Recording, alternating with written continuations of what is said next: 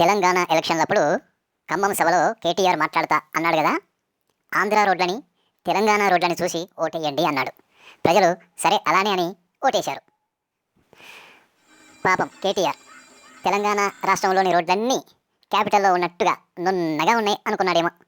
Railway station నుండి ఎయిర్పోర్ట్కి, bus station నుండి ఎయిర్పోర్ట్కి నున్నగా ఉన్నట్టు రాష్ట్రమంతా నున్నటి రోడ్లు ఉన్నవేమో అని భ్రమపడ్డాడు. లేదయ్యా బాబు, అంత గుంతలమయమే అని ప్రజలు చెప్పకనే చెప్పారు. మరి ఇక కేటీఆర్ అలా అన్నాడో లేదో ఆంధ్ర టీడీపీ చంకలు గుద్దుకుంది. చూశారా ఆంధ్ర రోడ్లు ఎంత అధ్వాన్న స్థితిలో ఉన్నాయో అంటూ చంకలు గుద్దుకున్నారు. నాకు తెలియక అడుగుతా, 14 ఇయర్స్ అధికారంలో ఉండి 40 ఇయర్స్ ఇండస్ట్రీ అని చెప్పుకునే ఆ పెద్ద మనిషి రోడ్లన్నీ నున్నగా చేసిండా? అంటే జగన్మోహన్ రెడ్డి వచ్చిన తర్వాత ఆ నున్నని రోడ్లని గుంతలమయం చేసిండా అని అడుగుతున్నా. ఆయన వచ్చింది 4 ఏళ్ళు అయ్యింది. 2 ఏళ్ళు కరోనాలో పోయింది. ఉన్నది 2 ఏళ్ళు. అంటే ఈ 2 ఏళ్ల లోపటనే ఎన్ని రోడ్లని ఏమంటారు మీరు? నాకు తెలియకడుగుతా. మీరు అన్ని రోడ్లు వేసేసి ఉండాలి. ఎందుకంటే మీరు చాలా ముందు చూపు కలిగిన వ్యక్తి కదా, దూరదృష్టి కలిగిన వ్యక్తి కదా. అసలు మీరు విడిచిపెట్టకూడదు, అసలు ఏ రోడ్డుని కూడా విడిచిపెట్టకూడదు. అన్నిటినీ నున్నగా చేసి ఉండవలసి ఉండే. అయినా కానీ ఏ రాష్ట్రంలోనైనా ఆ మాటకొస్తే ఏ దేశంలో కూడా ఆ దేశంలో ఉన్నటువంటి రోడ్లన్నీ నున్నగా ఉండవు. క్యాపిటల్స్లో ఉన్నట్టుగా మిగిలిన ప్రాంతాల్లో ఉండవు. మున్సిపాలిటీలో ఓ తీరుగుంటాయి, మండలాల్లో ఓ తీరుగుంటాయి, గ్రామాల్లో ఓ తీరుగుంటాయి. సో ఈ విధంగా రకరకాలుగా ఉంటాయి. అన్ని రోడ్లు కూడా మన ఎయిర్పోర్ట్ రోడ్ల లెక్క ఉండాలంటే ఎట్లయితుంది? కానీ కాదు అది. కానీ మీరు మాత్రం ఉన్నది లేనట్టుగా చెప్పుకొని డంకా బజాయించి చెప్పుకుంటూ ఉంటారు, మా దగ్గర రోడ్లు ఇట్లున్నాయి అట్లున్నాయి అని. ఇక్కడ గుంతల రోడ్లలో టైరు పగిలి చావు తప్పి కన్ను లొట్టపోయి బతికిన బైరి నరేష్ అంటున్నాడు. ఏమంటున్నాడో వినండి మీరే. ముందుకే వెళ్ళిపోయాము, మా ముందు ఎవరూ లేరు. మా వెహికల్ వెళ్ళిన తర్వాత కొన్ని వెహికల్స్ మమ్మల్ని వెంబడించాయి. మేము వరంగల్ వైపు వెళితే వీళ్ళు ఇంకా వెంటాడుతారని చెప్పి మేము ఎటు మా మనుగురు వైపు ప్రయాణించాము. ఒక 10 కిలోమీటర్లు వెళ్ళాము చాలా స్పీడ్గా. మాతో కొద్ది దూరం దాకా బైకులు వేటాడుతూ వచ్చారు. మరి వాళ్ళకి ఏమి నేర్పించారో తెలీదు. నేను సారీ చెప్పాను, వాక్యాలు ఉపసంహరించాను, తిరిగి పునరావృతం కాదని చెప్పాను, ఏ సందర్భంలో వచ్చానో చెప్పాను, మాట్లాడొద్దు అంటే మాట్లాడకుండా ఉన్నాను, వెళ్ళిపోండి అంటే వెళ్ళిపోయాను. ఇన్ని చేసినా కూడా మళ్ళీ నన్ను కొట్టాలని చంపాలని అనుకోవడం ఎంతవరకు సమంజసం?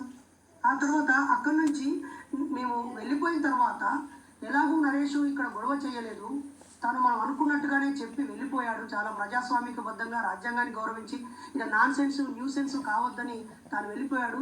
మరి దీన్ని ఎలా న్యూ సెన్స్ చేద్దామైపోయి అప్పటికప్పుడే అక్కడ ఎవరికో కాలు విరిగినట్టుగా మొత్తం అయ్యప్ప స్వామిలో మీదకి వెళ్ళి బయలుదేరేసి కారు వేసుకొని వెళ్ళిపోయినట్టుగా తప్పుడు వదంతులను ప్రచారం చేశారు. కొన్ని ఛానళ్ళు తలకాయ లేని ఛానళ్ళు, కళ్ళు లేని ఛానళ్ళు, నిజాయితీగా నిజాన్ని చెప్పడం చేతగాని ఛానళ్ళు నా ఫోటోను వాడుకొని వాళ్ళ టీఆర్పీ రేటింగ్ల కోసము అర్థం లేనటువంటి టైటిల్స్ ఇస్తూ ఇష్టం వచ్చినట్టుగా పెట్టేశారు. నేను అలా లెఫ్ట్ సైడ్ వెళ్తూ ఉండగానే చాలా రోడ్డు గుంతలుగా ఉంది. నూతన గవర్నమెంట్ను కూడా కోరుతున్నాను. ఏటూరు నాగారం నుంచి మనుగురు వైపు వెళ్ళే దారి చాలా గుంతలుగా నరకయాతనతో ఉంది. దాన్ని రోడ్డు మరమ్మతులు చేయాలని ఈ సందర్భంగా కోరుతున్నాను. మొదటి దగ్గరికి మేము వెళ్ళగానే బాగా ఎత్తేసింది, అక్కడ టైరు కట్ అయిపోయింది. రెండోసారి చాలామంది వస్తున్నారు, మనం వెళ్ళిపోదామన్నా జాగ్రత్తగా అనేసరికి ఇంకొంచెం దూరం వెళ్ళేసరికి బాగా గుంతలు ఉన్నాయి. ఆ క్రమంలో ఆ టైరు పగిలింది. డ్రైవింగ్ స్థానంలో ఉన్న నేను దాన్ని కంట్రోల్ చేసే లోపు రోడ్డు దిగింది, ఒక చెట్టుకు గుద్దుకున్న వెరీ క్షణంలోనే 2 ఎయిర్ బ్యాగ్స్ ఓపెన్ కావడం వల్ల నా పక్కన ఉన్న రామన్న, డ్రైవింగ్ సీట్లో ఉన్న నేను, మా ఇద్దరి ముఖాలను అది కవర్ చేయడంతో నా ఇద్దరు పిల్లలు, అంటే మేము సీట్ బెల్ట్ పెట్టుకున్నాము, భార్య 2 పిల్లలు అందరం క్షేమంగా ఉన్నాం. నాకు ఈ కంటికి బాగా దెబ్బ తగిలింది, ముక్కు మొత్తం రాసుకుపోయింది. మా అబ్బాయికి భుజమంతా గుద్దుకొని బాడీ అంతా అతలాకుతలం అయిపోయింది. ఇక వెనకాల వాళ్ళు వస్తున్నారేమో అని చెప్పి నా భార్య ఏడుస్తూ ఇక్కడ నుంచి ఫస్ట్ వెళ్ళిపోదాం పదా అని చెప్పి రోడ్డు మీదకి రాగానే ఒక మంచి మనిషి కారులో వాళ్ళ భార్య పిల్లలతో వెళ్ళి ఆయన మాకు లిఫ్ట్ ఇచ్చి మంచినీళ్ళు ఇచ్చి తాను మమ్మల్ని కమలాపూర్ తీసుకెళ్ళాడు. అక్కడ నుంచి ఒక ఆటోలో మేము మనుగూరు బయలుదేరాము.